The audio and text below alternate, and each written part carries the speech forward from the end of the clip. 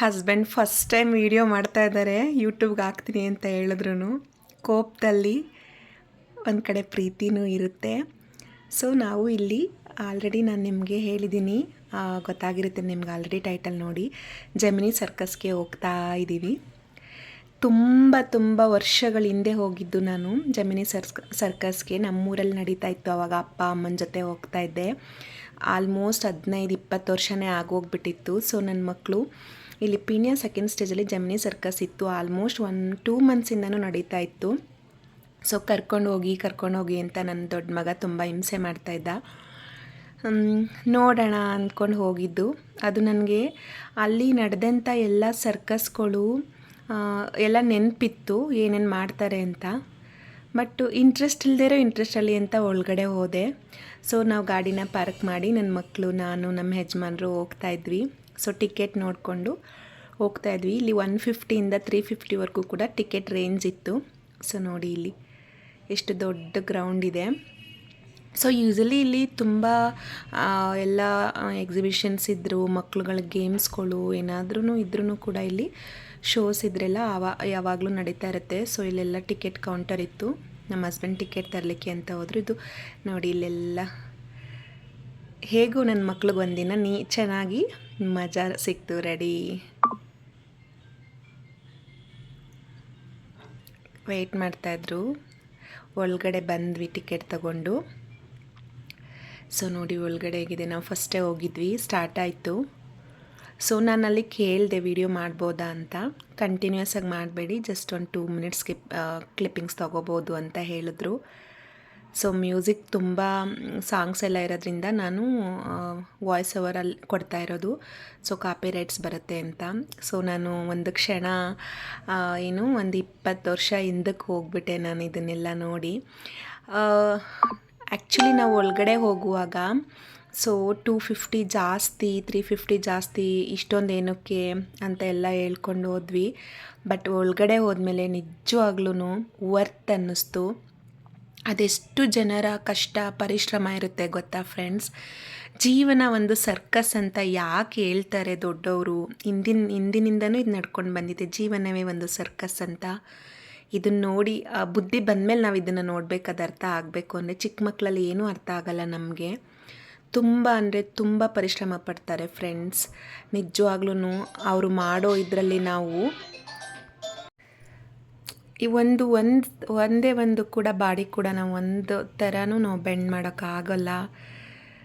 ಸ್ವಲ್ಪ ಯಾಮಾರಿದ್ರೂ ಜೀವಕ್ಕೆ ಆಪತ್ತು, ಆ ಥರ ಸ್ಟಂಟ್ಗಳನ್ನ ಮಾಡ್ತಾರೆ.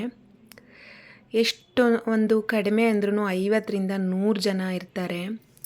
ನಾವು ಕೊಡೋ 250, 350, 150 ಏನೇನೂ ಅಲ್ಲ. ಅಷ್ಟು ಜನದ ಪರಿಶ್ರಮ ಇರುತ್ತೆ, ಅಷ್ಟು ಕಷ್ಟಪಟ್ಟಿರ್ತಾರೆ. ನಿಜವಾಗ್ಲೂ ತುಂಬ ಖುಷಿಯಾಯಿತು, ವರ್ತ್ ಅನ್ನಿಸ್ತು. ನಿಜವಾಗ್ಲೂ ಫಿಲ್ಮಲ್ಲಿ ಮಾಡೋರು ಅಲ್ಲ ಹೀರೋ ಹೀರೋಯಿನ್ನು, ನಿಜವಾದ ಹೀರೋಯಿನ್ಸು ಇವರು ಅಂತ ಅನ್ನಿಸ್ತು ನನಗೆ. ಅಷ್ಟು ಚೆನ್ನಾಗಿದೆ. ಇಲ್ಲಿ June 17ಗೆ ಲಾಸ್ಟ್ ಡೇಟ್ ಅಂತ ಇತ್ತು. ಸೊ ಮಕ್ಕಳು ಕೂಡ ತುಂಬ ಬಲವಂತ ಮಾಡ್ತಿದ್ರಿಂದ ಹೋಗಿ ಬಂದುಬಿಡೋಣ ಅಂತ ಹೋಗಿದ್ವಿ.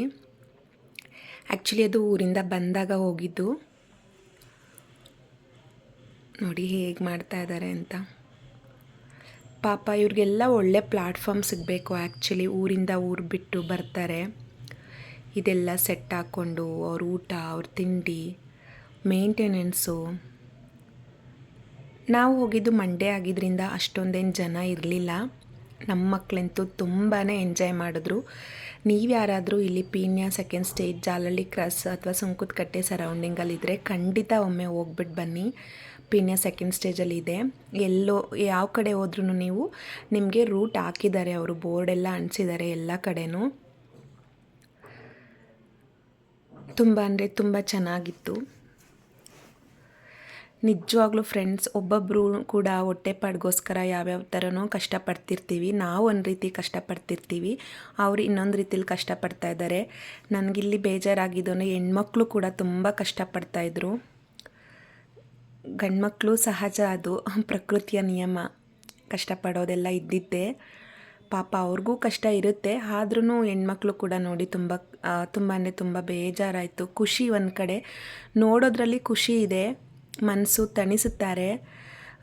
ಖುಷಿಯಾಗುತ್ತೆ ನೋಡಲಿಕ್ಕೆ, ಎಷ್ಟು ಚೆನ್ನಾಗಿದೆ ಅಲ್ವಾ ಅನಿಸುತ್ತೆ. ಇದನ್ನೆಲ್ಲ ನಾನು ಆ್ಯಕ್ಚುಲಿ ಬುದ್ಧಿ ಎಲ್ಲ ಬಂದಮೇಲೆ ಟಿ ವಿನಲ್ಲಿ ಶೋಸಲ್ಲಿ ಮಾತ್ರ ನೋಡ್ತಾ ಇದ್ದೆ. ಸೊ ಲೈವಾಗಿ ನೋಡಿ ತುಂಬ ವರ್ಷ ಆಗಿತ್ತು, 20 ವರ್ಷನೇ ಆಗೋಗಿತ್ತು ಅನಿಸುತ್ತೆ. ಅವ್ರ ಬ್ಯಾಲೆನ್ಸಿಂಗು, ಆ ಬ್ಯಾಲೆನ್ಸಿಂಗ್ ಪವರ್, ಬಾಡಿ ಒಂದು ಕೆಪಾಸಿಟಿ, ಎಕ್ಸ್ಟೆಂಡ್ ಮಾಡೋ ಕೆಪಾಸಿಟಿ, ಓ ಮೈ ಗಾಡ್, ನಿಜವಾಗ್ಲೂ ಗ್ರೇಟ್ ಅನಿಸುತ್ತೆ. ಎಲ್ಲನೂ ನಾನು ವೀಡಿಯೋ ಮಾಡೋಕ್ಕಾಗಲಿಲ್ಲ. ಯಾಕೆ ಅಂದರೆ ಕಂಟಿನ್ಯೂಸ್ ಆಗಿ ವೀಡಿಯೋ ಮಾಡೋ ಆಗಿರಲಿಲ್ಲ. ಅವ್ರು ಹೇಳಿದ್ದು ನನಗೆ ಸ್ವಲ್ಪ ಮಾಡ್ಕೊಳ್ಳಿ ಅಂತ. ಹಾಗೆಯೇ ನಾನು ವೀಡಿಯೋ ಮಾಡ್ಕೊಂಡು ಕೂತ್ಕೊಂಡ್ರೆ ಅಲ್ಲಿ ನೋಡೋಕ್ಕಾಗಲ್ಲ ಅಂತ. ಯಾರೆಲ್ಲ ಈ ಸರ್ಕಸ್ನ ಮಿಸ್ ಮಾಡ್ಕೊಂಡಿದ್ದೀರಾ, ಒಂದು ಸಲ ಈ ವಿಡಿಯೋನ ಸ್ಕಿಪ್ ಮಾಡ್ದಂಗೆ ಫುಲ್ ನೋಡಿ. 1 ಸೆಕೆಂಡ್ ನೀವು ಹೋಗಿ ಬರ್ತೀರಾ ನಿಮ್ಮ ಚೈಲ್ಡ್ಹುಡ್ ಡೇಸ್ಗೆ. ಇದೊಂದು ರೀತಿ ಸ್ಟಂಟ್ ಆಗಿತ್ತು. ಜೀವನ ಕೈಯಲ್ಲಿ ಇಟ್ಕೊಂಡು ಆ್ಯಕ್ಚುಲಿ ಅವ್ರು ಇದನ್ನೆಲ್ಲ ಮಾಡ್ತಾರೆ. ಓ ಮೈ ಗಾಡ್. ಇಲ್ಲಿ ಬೇಸಿಕಲಿ ಪ್ರಾಣಿಗಳದ್ದು ಏನೂ ಇರಲಿಲ್ಲ. ನಾವು ಚಿಕ್ಕ ಮಕ್ಕಳಿದ್ದಾಗ ನನಗೆ ನೆನಪಿದೆ, ಕರಡಿಗಳು ಮತ್ತು ಸಮ್ಟೈಮ್ಸ್ ಎಲಿಫೆಂಟು, ಕುದುರೆ, ಒಂಟೆ, ಸಿಂಹ ಕೂಡ ನಂಗೆ ನೆನಪಿದೆ. ಚಿಕ್ಕ ವಯಸ್ಸಲ್ಲಿದ್ದಾಗ ನಮ್ಮ ಹೊಳೆ ನರಸೀಪುರದಲ್ಲಿ ಈ ಸರ್ಕಸ್ ಇರ್ತಿತ್ತು. ಸರ್ಕಸ್ ಅಂದರೆ ಜೆಮಿನಿ ಸರ್ಕಸ್ ಅಂತಲೇ ನೇಮ್ ಅದು. ಇವಾಗೆಲ್ಲ ಕಣ್ಮರೆ ಆಗೋಗ್ಬಿಟ್ಟಿದೆ ಇದೆಲ್ಲ. ಇವಾಗ ಮೂವಿಗಳು, ಸೀರಿಯಲ್ಸ್ಗಳು, ಶೋಸ್ಗಳು ಸ್ಯಾಟರ್ಡೆ ಸಂಡೇ ಬಂದರೆ ನಿಜವಾಗ್ಲೂ ಒಂದಿನ ಮೂವಿ ಹೋಗೋ ಬದಲು ಈ ಥರ ಸರ್ಕಸ್ಗೆ ಹೋಗ್ಬಿಟ್ಟು ಬನ್ನಿ, ಸಾರ್ಥಕತೆ ಇರುತ್ತೆ. ಆ ಬೈಕು ರೋಡಲ್ಲಿ, ಫ್ರೀ ಆಗಿರೋ ರೋಡಲ್ಲೇ ನಮಗೆ ಗಾಡಿ ಓಡ್ಸೋಕ್ಕಾಗಲ್ಲ. ಅಷ್ಟಗ್ಲ ಜಾಗದಲ್ಲಿ, ಅಷ್ಟು ಸ್ಪೀಡಲ್ಲಿ, ಅದು ಅಷ್ಟೇ ಜಾಗದಲ್ಲಿ 2 ಗಾಡಿನ ಏನು ಸ್ಪೀಡಾಗಿ ಓಡಿಸ್ತಾಯಿದ್ರು ಅಂದರೆ ಓ ಮೈ ಗಾಡ್.